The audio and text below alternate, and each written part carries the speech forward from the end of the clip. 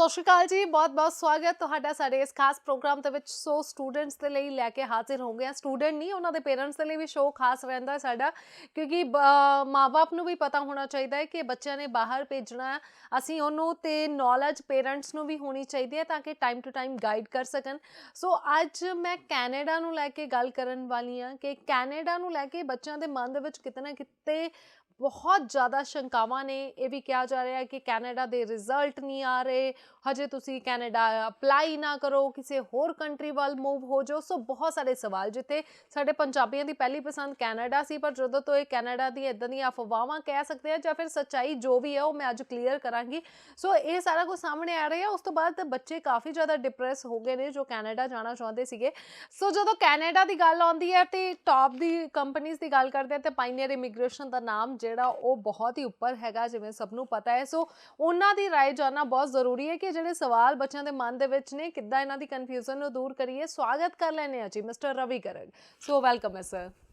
ਪ੍ਰੀਤ ਜੀ, ਸ਼ੋਅ ਤੇ ਸੱਦਾ ਦੇਣ ਲਈ ਬਹੁਤ ਬਹੁਤ ਧੰਨਵਾਦ ਤੇ ਸਾਰੇ ਦਰਸ਼ਕਾਂ ਨੂੰ ਮੇਰੀ ਪਿਆਰ ਭਰੀ ਸਤਿ ਸ੍ਰੀ ਅਕਾਲ ਜੀ। ਸੋ ਨੰਬਰ ਜੀ ਲਗਾਤਾਰ ਟੀਵੀ ਸਕਰੀਨ ਤੇ ਫਲੈਸ਼ ਹੋਣੇ ਸ਼ੁਰੂ ਹੋ ਗਏ ਨੇ। ਬ੍ਰਾਂਚ ਆਫਿਸ ਕਿੱਥੇ ਨੇ, ਹੈੱਡ ਆਫਿਸ ਕਿੱਥੇ ਹੈ, ਸਾਰਾ ਕੁਝ ਹੀ ਫਲੈਸ਼ ਹੋ ਰਿਹਾ ਤੇ ਤੁਸੀਂ ਇਹਨਾਂ ਨੰਬਰ ਤੇ ਫੋਨ ਕਰਨਾ, ਆਫਿਸ ਦੇ ਵਿੱਚ ਵਿਜ਼ਿਟ ਕਰਨਾ ਹੈ। ਸੋ ਮੈਂ ਗੱਲ ਕਰਾਂਗੀ, ICCRC ਮੈਂਬਰ ਹੋ ਤੁਸੀਂ, ਹੈ ਨਾ, ਪਰ ਹੁਣ ਇਹ ਚੇਂਜ ਕਰ ਦਿੱਤਾ ਗਿਆ, CICC ਹੋ ਗਿਆ। ਇਹਦਾ ਕੀ ਮਤਲਬ ਹੈ? ਚੇਂਜਿੰਗ ਕਿਉਂ ਆਏ ਨੇ? ਕਿਉਂਕਿ ਇੱਕ ਪਹਿਚਾਨ ਸੀਗੀ ਤੁਹਾਡੀ ਇਹ, ਹੈ ਨਾ, ਹੁਣ ਉਹ ਚੇਂਜ ਕਰ ਦਿੱਤੀ ਗਈ ਹੈ ਕੈਨੇਡਾ ਵੱਲੋਂ। ਬਿਲਕੁਲ ਪ੍ਰੀਤ ਜੀ, 23 ਨਵੰਬਰ ਨੂੰ ਇਹ ਜਿਹੜਾ ਹੈ ICCRC ਦਾ ਇੱਕ ਕਿਸਮ ਨਾਲ ਛੋਟੀ ਗੱਲ ਕਰੀਏ ਤੇ ਨਾਮ ਬਦਲ ਕੇ CICC ਕਰ ਦਿੱਤਾ ਗਿਆ। ਉਸ ਤੋਂ ਪਹਿਲਾਂ ਕਾਫੀ ਮਹੀਨੇ ਪਹਿਲਾਂ ਕੈਨੇਡਾ ਗੌਰਮੈਂਟ ਨੇ ਲਾ ਬਣਾ ਕੇ, ਕਾਨੂੰਨ ਨਵਾਂ ਬਣਾ ਕੇ ਇੱਕ ਇਸ ਬੋਡੀ ਦਾ ਨਾਂ ਰੱਖਿਆ, ਕਿਉਂਕਿ ਉੱਥੇ ਜਿਹੜਾ ਹੈ ਕੈਨੇਡਾ ਦੇ ਵਿੱਚ ਜਿੰਨੇ ਵੀ ਰੈਗੂਲੇਟਡ ਪ੍ਰੋਫੈਸ਼ਨ ਨੇ, ਜ਼ਿਆਦਾਤਰ ਜਿਹੜੇ ਨੇ, ਮੰਨ ਲਓ ਡਾਕਟਰਸ ਨੇ, ਉਸ ਦੇ ਵਿੱਚ ਕਾਲਜ ਆਫ ਫਿਜ਼ੀਸ਼ੀਅਨਸ ਜਿਹੜੀ ਬੋਡੀ ਉਹਨਾਂ ਨੂੰ ਰੈਗੂਲੇਟ ਕਰਦੀ ਹੈਗੀ ਹੈ, ਉਸ ਦਾ ਨਾਂ ਕਾਲਜ ਤੋਂ ਸ਼ੁਰੂ ਹੁੰਦਾ ਹੈ, college of physicians, college of nurses ਵਗੈਰਾ ਵਗੈਰਾ ਜੀ। ਸੋ ਇਸ ਦਾ ਜਿਹੜਾ ਹੈਗਾ ICCRC ਜਿਹੜਾ immigration consultants of Canada regulatory council ਜਿਹੜਾ ਨਾਮ ਸੀਗਾ, ਉਸ ਨੂੰ ਬਦਲ ਕੇ ਕੁਝ ਹੋਰ ਵੀ ਕਾਨੂੰਨ ਦੇ ਵਿੱਚ ਇਸ ਨੂੰ ਪਾਵਰਸ ਦਿੱਤੀਆਂ ਗਈਆਂ ਔਰ ਨਾਂ ਬਦਲ ਕੇ ਕਰ ਦਿੱਤਾ ਗਿਆ college of immigration and citizenship consultants Canada. ਇਹਦਾ ਨਾਮ CICC ਜਿਹੜਾ ਹੈ, college of immigration and citizenship consultants. So CICC ਨਾਮ ਰੱਖ ਦਿੱਤਾ, ਨਾਲ ਕਾਨੂੰਨ ਦੇ ਵਿੱਚ ਇਹ ਨਾਂ ਰੱਖ ਕੇ ਨਾਲ ਬਹੁਤ ਸਾਰੀਆਂ ਪਾਵਰਸ ਇਹਨਾਂ ਨੂੰ ਜਿਹੜੀ ਹੈ CICC ਨੂੰ, ਜਿਹੜੀ ਕਿ ਕੈਨੇਡੀਅਨ ਗੌਰਮੈਂਟ ਦੀ ਡੈਜਿਗਨੇਟਿਡ ਬਾਡੀ ਹੈਗੀ ਹੈ, ਔਰ ਉਸ ਨੂੰ ਦੇ ਦਿੱਤੀਆਂ ਗਈਆਂ ਐਡੀਸ਼ਨਲ ਪਾਵਰਸ, ਕਿਉਂਕਿ ਬੜੇ ਸਾਰੇ ਅਨਆਥੋਰਾਈਜ਼ਡ ਅਨਰੈਗੂਲੇਟਡ ਕੰਸਲਟੈਂਟਸ ਬੜੀ ਤਰ੍ਹਾਂ ਦੇ ਗਲਤ ਇਸ ਤਰ੍ਹਾਂ ਪ੍ਰੈਕਟਿਸ ਕਰਦੇ ਪਏ ਸੀਗੇ, ਔਰ ਉਸ ਦੇ ਵਿੱਚ ICCRC ਨੂੰ ਬਹੁਤ ਜ਼ਿਆਦਾ ਅਥੋਰਿਟੀਜ਼ ਨਹੀਂ ਸੀਗੀਆਂ ਕਿ ਉਹਦੇ ਉੱਪਰ ਐਕਸ਼ਨ ਲੈ ਸਕੇ। ਔਰ ਇਸ ਦੇ ਵਿੱਚ ਉਹ ਜਿਹੜੀਆਂ ਪਾਵਰਸ ਵੀ ਵਧਾ ਦਿੱਤੀਆਂ ਗਈਆਂ ਕਿ ਅਨਰੈਗੂਲੇਟਡ ਜਿਹੜੇ ਕੰਸਲਟੈਂਟਸ ਨੇ ਉਹਨਾਂ ਨੂੰ ਕਈ ਤਰ੍ਹਾਂ ਦੀ ਹੋਰ ਰੂਲਸ ਐਂਡ ਰੈਗੂਲੇਸ਼ਨਸ ਬਦਲ ਕੇ ਔਰ ਇਸ ਦੀ ਜਿਹੜੀ ਹੈ ਪਾਵਰ ਨੂੰ ਵਧਾ ਦਿੱਤਾ ਗਿਆ। ਔਰ 23 ਨਵੰਬਰ ਨੂੰ ਇਹ ਜਿਹੜੀ ਹੈ ਹੋਂਦ ਦੇ ਵਿੱਚ ਆ ਗਈ ਸੀਗੀ। ਹੁਣ ਜਿਹੜੀ ਆਪਾਂ ਗੱਲ ਕਰਦੇ ਸੀ ਕਿ ICCRC ਮੈਂਬਰਸ ਲੀਗਲੀ ਆਥੋਰਾਈਜ਼ਡ ਹੁੰਦੇ ਨੇ ਕੈਨੇਡਾ ਗੌਰਮੈਂਟ, ਕੈਨੇਡਾ ਅੰਬੈਸੀ ਤੋਂ। ICCRC ਦਾ ਨਾਮ ਹੌਲੀ ਹੌਲੀ ਖ਼ਤਮ ਹੋ ਜਾਏਗਾ, ਥੋੜ੍ਹਾ ਬਹੁਤ ਪਿਛਲੇ ਬੋਰਡਸ ਦੇ ਉੱਪਰ ਜਾਂ ਸਟੇਸ਼ਨਰੀ ਜਾਂ ਜਿੱਥੇ ਵੀ ਥੋੜ੍ਹਾ ਬਹੁਤ ਚੱਲਦਾ ਹੈ, ਅਤੇ ਹੁਣ ਜਿਹੜਾ ਹੈਗਾ ਆਪਾਂ ਕਹਾਂਗੇ ਕਿ CICC ਮੈਂਬਰਸ ਲੀਗਲੀ ਆਥੋਰਾਈਜ਼ਡ ਨੇ ਕੈਨੇਡਾ ਗੌਰਮੈਂਟ, ਕੈਨੇਡਾ ਅੰਬੈਸੀ ਤੋਂ। ਓਕੇ ਠੀਕ ਹੈ। ਔਰ ਉਸ ਦੀ ਜਿਹੜੀ ਹੈ ਵੈਬਸਾਈਟ ਵੀ ਨਵੀਂ ਆ ਗਈ ਹੈ। ਜੇ ਆਪਾਂ ਗੂਗਲ ਦੇ ਉੱਪਰ ਲਿਖਾਂਗੇ ਇਹ ਜਿਹੜਾ ਪੂਰਾ ਨਾਮ college of immigration and citizenship consultants ਲਿਖਾਂਗੇ ਗੂਗਲ ਦੇ ਉੱਪਰ, ਔਰ ਉਸ ਦੀ ਵੈਬਸਾਈਟ ਆ ਜਾਏਗੀ। ਔਰ CICC ਦੀ ਵੈਬਸਾਈਟ 'ਤੇ ਵੀ ਸਾਰੀ ਡਿਟੇਲਸ ਲਿਖੀਆਂ ਹੋਈਆਂ ਨੇ। ਕੈਨੇਡਾ ਅੰਬੈਸੀ ਜਿਹੜੀ ਹੈ canada.ca ਜਾਂ cic.gc.ca, ਇਹ ਜਿਹੜੀ ਕੈਨੇਡਾ ਅੰਬੈਸੀ ਦੀ ਵੈਬਸਾਈਟ ਹੈਗੀ ਹੈ। ਇਸ ਦੇ ਉੱਪਰ ਵੀ ਜਦੋਂ ਜਿੱਦਾਂ ਉਹ ਇੱਕ ਸਰਚ ਬਾਕਸ ਹੈਗਾ, ਉਸ ਦੇ ਉੱਪਰ ਲਿਖੀਏ ਆਥੋਰਾਈਜ਼ਡ ਰਿਪਰੈਜ਼ੈਂਟੇਟਿਵਸ ਕਿ ਕੌਣ ਲੀਗਲੀ ਆਥੋਰਾਈਜ਼ਡ ਨੇ, ਉਹਨਾਂ ਦੀ ਲਿਸਟ ਆ ਜਾਏਗੀ। ਉਸ ਦੇ ਵਿੱਚ ਪਹਿਲਾਂ ਕੈਨੇਡਾ ਅੰਬੈਸੀ ਨੇ ਲਿਖਿਆ ਹੁੰਦਾ ਸੀ ICCRC ਮੈਂਬਰਸ ਦੀ ਲਿਸਟ, ਹੁਣ ਆ ਜਾਏਗੀ ਕਿ CICC ਮੈਂਬਰਸ ਲੀਗਲੀ ਆਥੋਰਾਈਜ਼ਡ ਨੇ, ਔਰ ਕੌਣ ਨੇ, ਕਿਹੜੀ ਲਿਸਟ ਦੇਖਣ ਵਾਸਤੇ ਉਸ ਦੀ ਜਿਹੜਾ ਲਿੰਕ ਦਿੱਤਾ ਹੈਗਾ, ਉਸ ਨੂੰ ਅਗਰ ਆਪਾਂ ਕਲਿੱਕ ਕਰਾਂਗੇ ਤੇ ਉਹ CICC ਦੀ ਵੈਬਸਾਈਟ 'ਤੇ ਜਾ ਕੇ ਜਿਹੜੇ CICC ਮੈਂਬਰਸ ਨੇ ਉਹਨਾਂ ਦੀ ਲਿਸਟ ਆ ਜਾਏਗੀ ਜੀ। ਓਕੇ ਸੋ ਬਿਲਕੁਲ ਬੈਨੀਫਿਟ ਹੀ ਹੋਣ ਵਾਲਾ ਕਿਉਂਕਿ ਜ਼ਿਆਦਾ ਪਾਵਰਸ ਮਿਲ ਗਈਆਂ ਹੈਗੀਆਂ ਨੇ। ਸੋ ਮੈਂ ਚਾਹੁੰਦੀ ਹਾਂ ਕਿ ਆਪਾਂ ਵੀਡੀਓ ਹੈ ਆਪਣੇ ਕੋਲ CICC ਦੀ, ਉਹ ਵੀਡੀਓ ਆਪਾਂ ਆਡੀਅנס ਦੇ ਨਾਲ ਸ਼ੇਅਰ ਕਰ ਦਿੰਦੇ ਆ ਤਾਂ ਕਿ ਤੁਹਾਨੂੰ ਇੱਕ ਕਲੀਅਰਲੀ ਪਹਿਲਾਂ ਜਾਣਕਾਰੀ ਹੋ ਜਾਏ, ਕਿਉਂਕਿ ਇਹ ਤੁਹਾਡੇ ਲਈ ਫਾਇਦੇਮੰਦ ਹੈ। ਸੋ ਮੈਂ ਆਪਣੀ ਟੀਮ ਨੂੰ ਕਹਾਂਗੀ ਕਿ ਉਹ ਵੀਡੀਓ ਨੂੰ ਪਹਿਲਾਂ ਪਲੇ ਕਰ ਦਿੱਤਾ ਜਾਏ। Regulated Canadian immigration consultants and regulated international student immigration advisors hold in their hands the future of those who dream of making a new life in Canada. It's more than a job, it's a calling. It demands a sense of duty and a passion to be the best. These consultants and advisors must be worthy of the trust placed in them by those who need help navigating the immigration process. That trust doesn't happen by accident. Building trust comes from setting and adhering to high educational, professional, and ethical standards. Building trust also results from a regulated, disciplined profession that protects immigrants, their families, and the public. The College of Immigration and Citizenship Consultants is a standard bearer, enhancing the reputation of licensed consultants and advisors by safeguarding the public.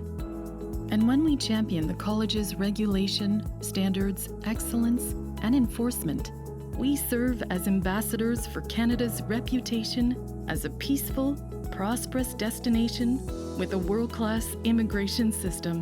We build trust when we all meet the challenge to be the best. The College of Immigration and Citizenship Consultants.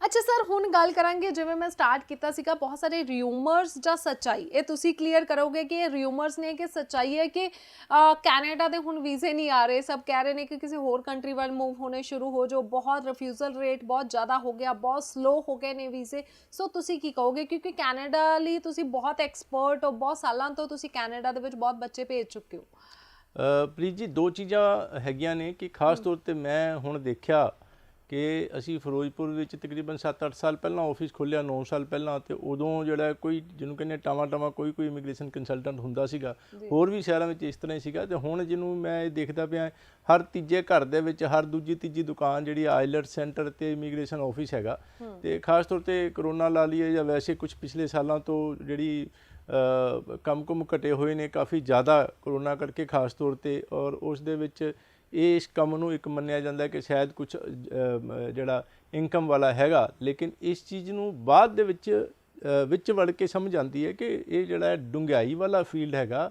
Knowledge ਚਾਹੀਦੀ ਹੈਗੀ, expertise ਚਾਹੀਦੀ ਹੈਗੀ ਹੈ, ਔਰ ਪੜ੍ਹਾਈ ਚਾਹੀਦੀ ਹੈਗੀ ਹੈ। ਅੰਬੈਸੀ ਨੂੰ ਚਿੱਠੀਆਂ ਲਿਖਣੀਆਂ ਹੈਗੀਆਂ, ਕਮਿਊਨੀਕੇਸ਼ਨ ਕਰਨੀ ਹੈਗੀ, ਕਾਲਜਿਸ ਨੂੰ ਕਮਿਊਨੀਕੇਸ਼ਨ ਕਰਨੀ ਹੈਗੀ।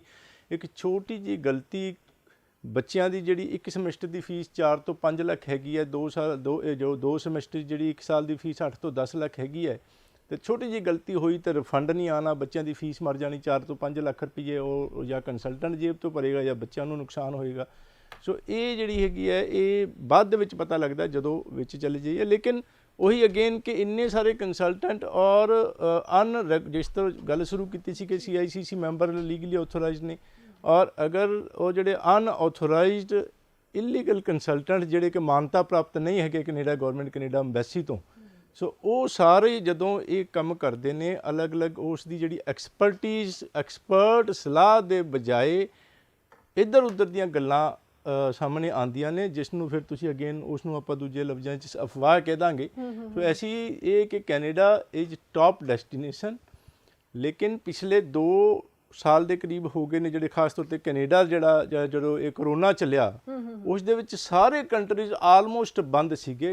ਕੈਨੇਡਾ 100% ਓਪਨ ਸੀਗਾ, ਜਦੋਂ ਕਿ ਸਭ ਕੁਛ ਬੰਦ ਸੀਗਾ, ਇੰਡੀਆ ਵਿੱਚ ਵੀ ਕੈਨੇਡਾ ਵਿੱਚ ਵੀ, ਔਰ ਬਹੁਤ ਰਿਸਟ੍ਰਿਕਸ਼ਨ ਸੀਗੀਆਂ, ਫਲਾਈਟਸ ਵੀ ਬੰਦ ਸੀਗੀਆਂ। ਅਤੇ ਕੈਨੇਡਾ ਗੌਰਮੈਂਟ ਨੇ, ਕੈਨੇਡਾ ਅੰਬੈਸੀ ਨੇ ਬਹੁਤ ਇਹਨੂੰ ਜਿਹੜਾ ਲਿਬਰਲ ਹੋ ਕੇ ਔਰ ਪੋਲਿਸੀਜ਼ ਨੂੰ ਫਲੈਕਸੀਬਲ ਕਰਕੇ ਆਪਣਾ ਇਹ ਜਿਹੜਾ ਆਪਣੇ ਦਰਵਾਜ਼ੇ ਖੁੱਲ੍ਹੇ ਰੱਖੇ।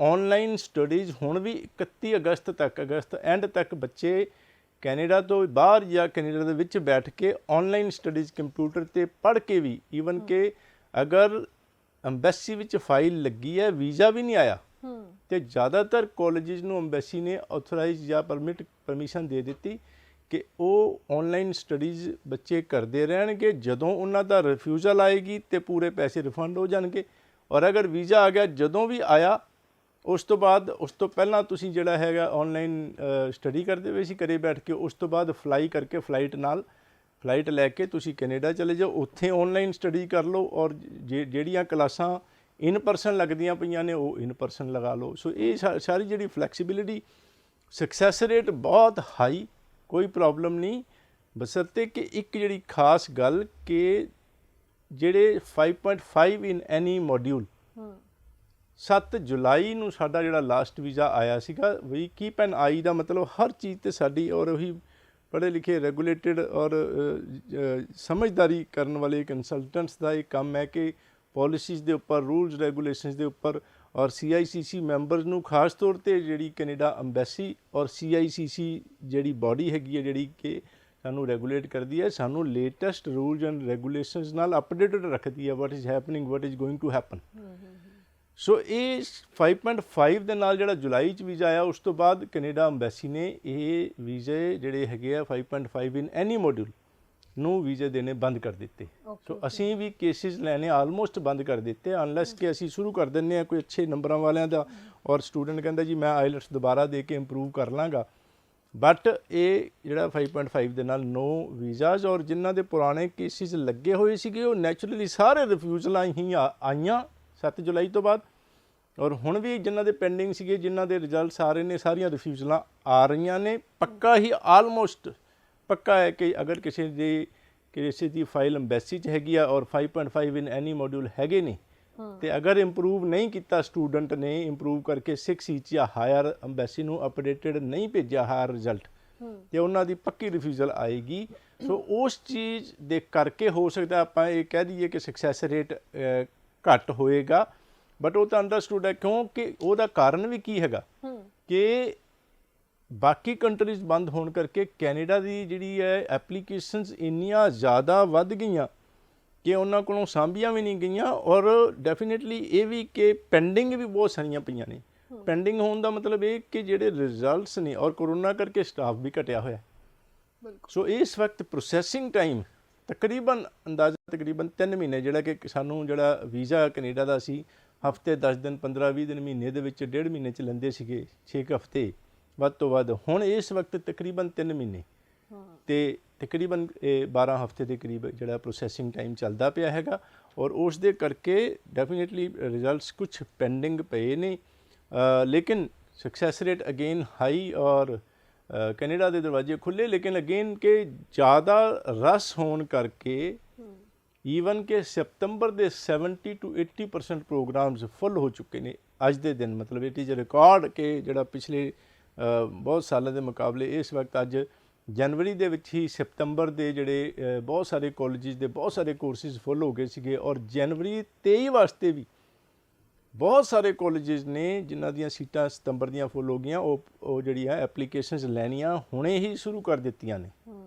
ਸੋ ਇਹ ਜਿਹੜਾ ਕੁਛ ਇਹ ਵੀ ਹੈਗਾ ਕਿ ਕੁਛ ਰਸ ਔਰ ਕੁਛ ਡੈਫਰਮੈਂਟਸ, ਕਿਉਂਕਿ Canada government, Canada embassy, Canadian colleges ਦੀ ਕੋਆਪਰੇਸ਼ਨ ਸੀ ਕਿ ਜਿਨ੍ਹਾਂ ਦੇ ਰਿਜ਼ਲਟਸ ਨਹੀਂ ਆਏ ਔਰ ਬੱਚੇ ਅਗਰ ਕੋਈ ਆਨਲਾਈਨ ਨਹੀਂ ਪੜ੍ਹਨਾ ਚਾਹੁੰਦੇ, ਉਹ ਅੱਗੇ ਦੀ ਇਨਟੇਕ ਦੇ ਵਿੱਚ ਡੈਫਰਮੈਂਟ ਲੈ ਸਕਦੇ ਸੀਗੇ, ਔਰ ਕੁਝ ਡੈਫਰਮੈਂਟਸ ਦੇ ਕਰਕੇ ਜਨਵਰੀ 23 ਦੀ ਐਡਮਿਸ਼ਨ ਵੀ ਖੁੱਲ੍ਹ ਗਈਆਂ ਨੇ। ਓਕੇ ਸੋ ਬਿਲਕੁਲ ਜੀ, ਤੁਸੀਂ ਫਾਈਨਲੀ ਸਰ ਕਲੀਅਰ ਕਰ ਦਿੱਤਾ ਸਾਡੇ ਸਟੂਡੈਂਟਸ ਜਿਨ੍ਹਾਂ ਨੇ ਬਾਹਰ ਜਾਣਾ ਹੈ, ਬਹੁਤ ਪਰੇਸ਼ਾਨ ਸੀਗੇ।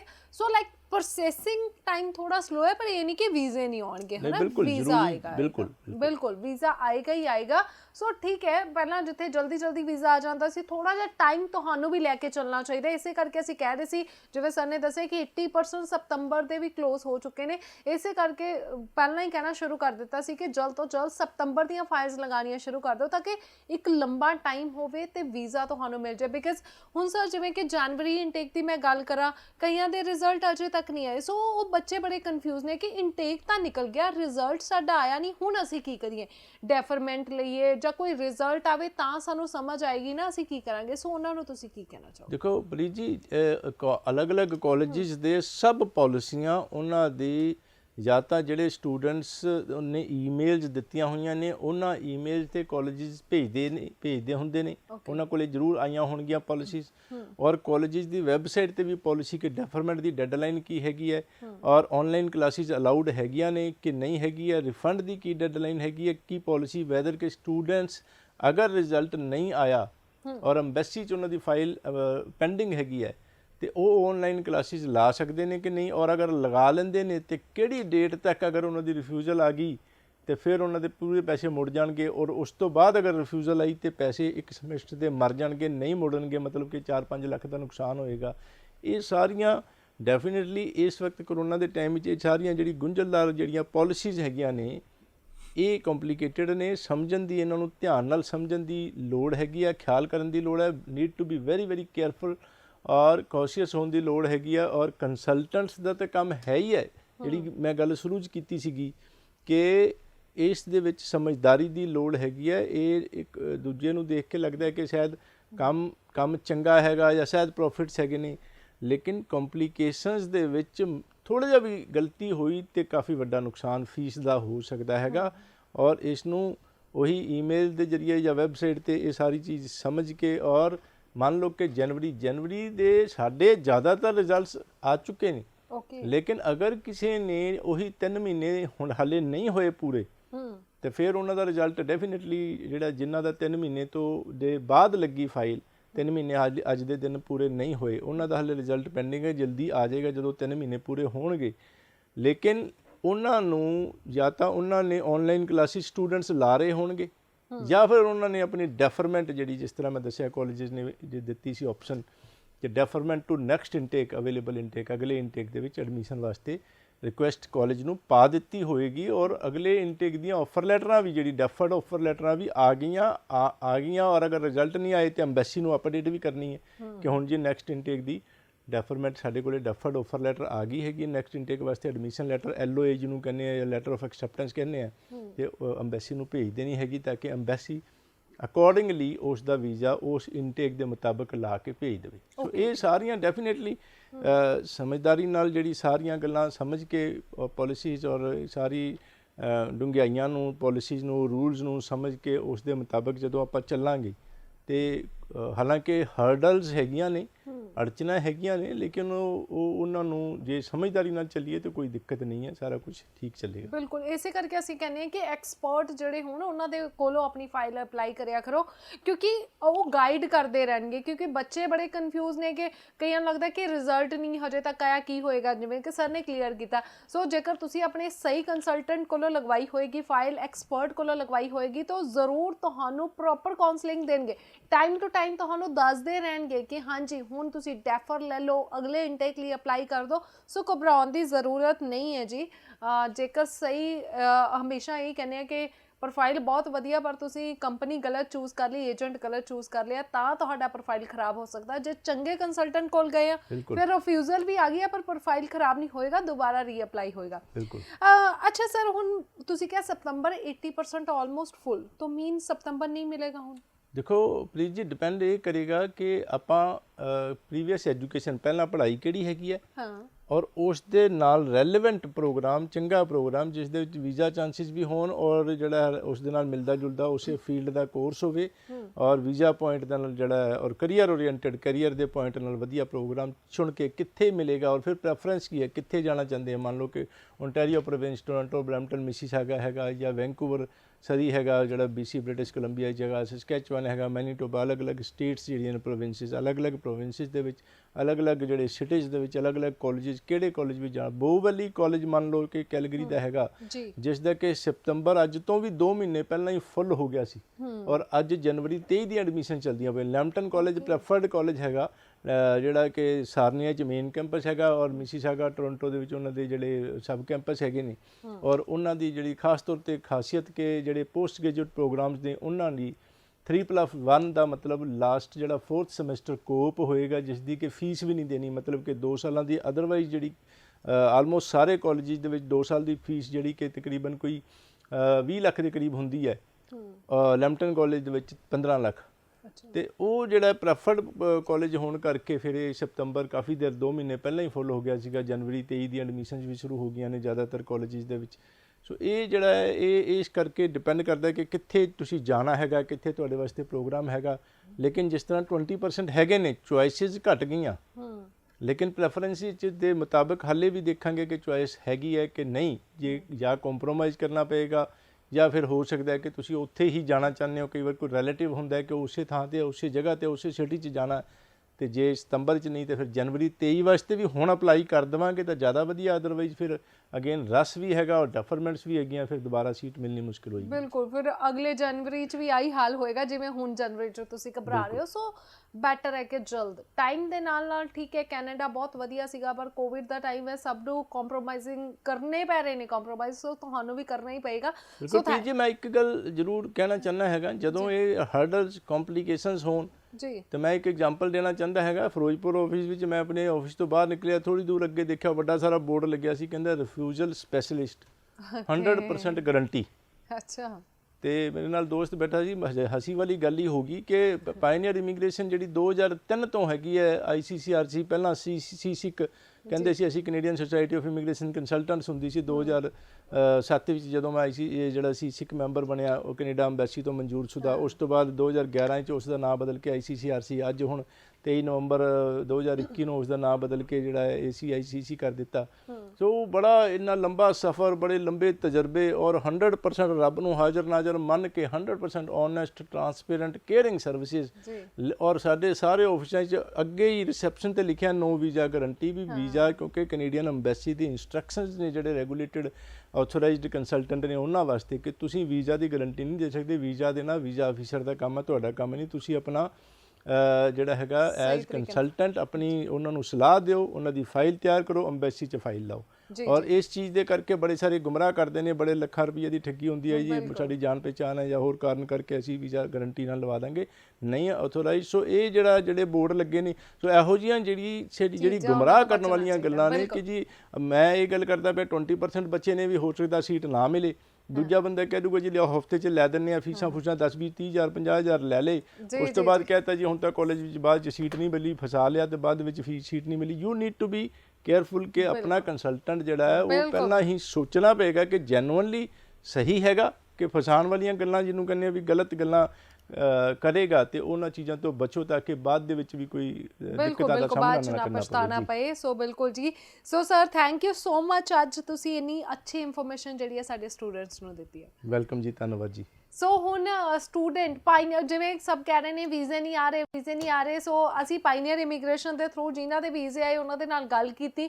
ਅਸੀਂ ਜਾਣਨਾ ਚਾਹੁੰਦੇ ਸੀਗੇ ਕਿ ਵਾਕਈ ਵੀਜ਼ੇ ਨਹੀਂ ਆ ਰਹੇ ਕੈਨੇਡਾ ਦੇ, ਜਾਂ ਫਿਰ ਇਹ ਅਫਵਾਹ ਜਿਵੇਂ ਮੈਂ ਸਟਾਰਟ ਕੀਤਾ ਉਹ ਤਾਂ ਤੁਹਾਨੂੰ ਕਲੀਅਰ ਹੋ ਗਿਆ। ਸੋ ਤੁਸੀਂ ਹੁਣ ਬੱਚਿਆਂ ਦੇ ਮੂੰਹੋਂ ਹੀ ਸੁਣੋ ਜਿਨ੍ਹਾਂ ਦੇ ਵੀਜ਼ੇ ਆਏ ਨੇ ਪਾਇਨੀਅਰ ਇਮੀਗ੍ਰੇਸ਼ਨ ਦੇ ਥਰੂ, ਤੇ ਉਹਨਾਂ ਨੂੰ ਸਰਵਿਸਿਜ਼ ਕਿੱਦਾਂ ਦੀਆਂ ਲੱਗੀਆਂ ਨੇ। ਸੋ ਇਹ ਜਾਣਨਾ ਬਹੁਤ ਜ਼ਰੂਰੀ ਹੁੰਦਾ ਹੈ। ਸੋ ਇਸੇ ਦੇ ਨਾਲ ਮਨੁਪ੍ਰੀਤ ਨੂੰ ਵੀ ਦਿਓ ਇਜਾਜ਼ਤ। ਸਤਿ ਸ਼੍ਰੀ ਅਕਾਲ। ਸਤਿ ਸ਼੍ਰੀ ਅਕਾਲ ਜੀ, ਧੰਨਵਾਦ। My name is Aditya Agarwal. I completed my class 12th in 2021, and after that I decided to visit Pioneer Immigration's Chandigarh office, where I met Ravi sir. He guided me a lot, and seeing my educational background, he suggested me to take Bachelor of Science in Computing Science program at the King's University, Edmonton. So after that I gave my IELTS exam and scored an overall 8 bands in it, which also helped me to get offer letter easily. After that I lodged my file, and finally I got my visa, and I am very happy now, and I want to thank Ravi sir a lot for helping and guiding me through my journey. ਮੇਰਾ ਨਾਮ ਅਮਨ, ਮੈਂ ਨੂਰ ਮਹਿਲ ਤੋਂ, and ਮੈਂ recently graduation ਕੀਤੀ ਸੀ BBA GN university ਤੋਂ, and ਮੈਨੂੰ Canada visa ਲੈਣਾ ਸੀਗਾ ਤੇ ਮੈਂ ਪਾਇਨੀਅਰ ਇਮੀਗ੍ਰੇਸ਼ਨ ਜਲੰਧਰ ਵਿਜ਼ਿਟ ਕੀਤਾ। ਇੱਥੇ ਮੈਂ ਰਵੀ ਸਰ ਨੂੰ ਮਿਲਿਆ ਤੇ ਉਹਨਾਂ ਨੇ ਮੈਨੂੰ ਬਹੁਤ ਵਧੀਆ ਗਾਈਡ ਕੀਤਾ, ਤੇ ਵਿਦਿਨ 1 ਮੰਥ ਮੇਰਾ ਆਫਰ ਲੈਟਰ ਆ ਗਿਆ ਸੀਗਾ, ਤੇ ਮੈਨੂੰ ਐਡਮਿਸ਼ਨ ਮੈਂ ਲੈਂਟਨ ਕਾਲਜ, ਐਂਡ ਮੇਰਾ course business management human resources ਹੈ, ਤੇ ਮੇਰਾ ਜਨਵਰੀ ਇਨਟੇਕ ਹੈ 2022, ਐਂਡ ਅੱਜ ਮੇਰਾ ਵੀਜ਼ਾ ਆ ਗਿਆ ਤੇ ਅੱਜ ਮੈਂ ਬਹੁਤ ਖੁਸ਼ ਹਾਂ। ਤੇ ਮੈਂ ਥੈਂਕ ਯੂ ਕਰਦਾ ਹਾਂ ਪੂਰੇ ਸਟਾਫ ਦਾ ਐਂਡ ਰਵੀ ਸਰ ਦਾ, ਤੇ ਮੈਨੂੰ ਵੀਜ਼ਾ ਮਿਲਿਆ। Thank you. ਮੇਰਾ ਨਾਮ ਅਰਸ਼ਦੀਪ ਸਿੰਘ ਹੈ। ਮੈਂ ਆਪਣੀ +2 2019 ਦੇ ਵਿੱਚ ਪਾਸ ਆਊਟ ਕੀਤੀ ਸੀ। ਆਫਟਰਵਰਡ ਮੇਰਾ ਕੈਨੇਡਾ ਜਾਣ ਦਾ ਸੁਪਨਾ ਸੀ, ਤੇ ਫਿਰ ਮੈਂ ਉਸ ਤੋਂ ਬਾਅਦ ਅਪਲਾਈ ਕੀਤਾ ਤੇ ਪਹਿਲੀ ਵਾਰ ਮੇਰਾ ਰਿਫਿਊਜ਼ ਹੋ ਗਿਆ ਸੀਗਾ। ਔਰ ਤੋਂ ਬਾਅਦ 'ਚ ਫਿਰ ਮੈਂ ਐਡਵਰਟੀਜ਼ਮੈਂਟ ਦੇਖੀ TV ਦੇ ਵਿੱਚ, ਤੇ ਉਸ ਤੋਂ ਬਾਅਦ ਪਾਇਨੀਅਰ ਇਮੀਗ੍ਰੇਸ਼ਨ ਆਇਆ, ਤੇ ਇਹਨਾਂ ਨੇ ਮੈਨੂੰ ਬਹੁਤ ਵਧੀਆ ਗਾਈਡ ਕੀਤਾ। ਮੇਰੀ 1 ਮਹੀਨੇ ਦੇ ਵਿੱਚ ਆਫਰ ਲੈਟਰ ਆ ਗਈ, ਤੇ ਜਾਰਜੀਅਨ ਕਾਲਜ ਵਿੱਚ ਅਪਲਾਈ ਕੀਤਾ ਸੀ, ਤੇ ਮੇਰਾ ਦੇਖੋ ਹੁਣ ਵੀਜ਼ਾ ਆ ਚੁੱਕਾ ਹੈ, ਤੇ ਥੈਂਕ ਯੂ।